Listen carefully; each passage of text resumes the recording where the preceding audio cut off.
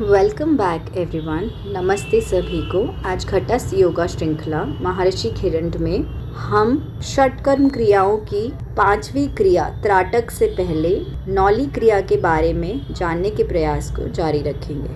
प्राणायाम के अभ्यास से जैसे जैसे हमारी आंतरिक क्षमता, मांसपेशियों की क्षमता और श्वास को रोके रखने की क्षमता बढ़ती है, वैसे वैसे हमारे शारीरिक रोग दूर होने लगते हैं। और जब व्यक्ति स्वयं सही ढंग से श्वास लेना सीख जाता है, तब श्वास की समस्या समाप्त हो जाती है। यदि व्यक्ति स्वयं अपनी श्वास को देखकर उसको अपने नियंत्रण में लाने में सक्षम हो जाए, तो बहुत सी मानसिक बीमारियां जैसे गुस्सा, निराशा, तनाव, चिंता समाप्त हो जाएंगी। इस प्रकार के प्रभाव जब हम अपने सामान्य जीवन में देखते हैं, तब सोचते हैं कि यही प्राणायाम का लक्ष्य है। लेकिन प्राणायाम का वास्तविक प्रयोग तभी होता है जब इसे चक्र उत्थान, प्राण उत्थान और कुंडलिनी जागरण के लिए प्रयोग में लाया जाता है। नौली क्रिया में प्राणायाम की सिद्धि और विशेषकर बाहरी कुंभक की सिद्धि सबसे आवश्यक है। जब तक बाहरी कुंभक की सिद्धि नहीं होगी, तब तक अधिक समय के लिए नौली का अभ्यास कर ही नहीं पाएंगे।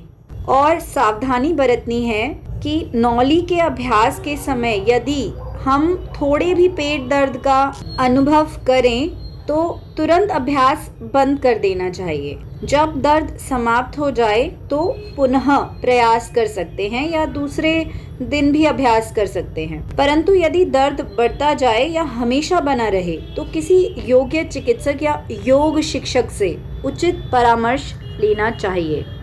और यह सावधानी भी बरतनी है कि उच्च रक्तचाप, पथरी, पेप्टिक अल्सर, आंतों में घाव एवं ड्यूडेनल अल्सर से ग्रस्त व्यक्ति और गर्भवती महिलाएं नौली क्रिया का अभ्यास ना करें।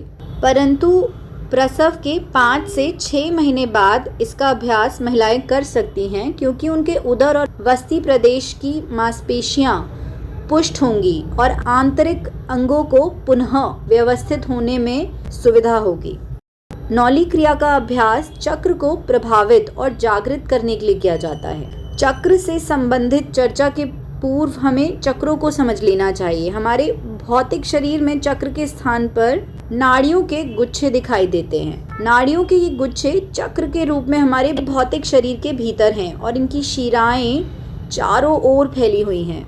नौली का प्रभाव इन शिराओं पर पड़ता है। इस क्रिया में हम पेट को अंदर खींचते हैं, अमाशय की सभी मांसपेशियों को संकुचित कर एक केंद्र में ले आते हैं, केवल मध्य भाग को छोड़कर, जहां लगभग 4 इंच का एक लंबा मांसपिंड दिखाई पड़ता है। ऐसी स्थिति हो जाती है कि आप अपनी पीठ की हड्डियां गिन सकते हैं।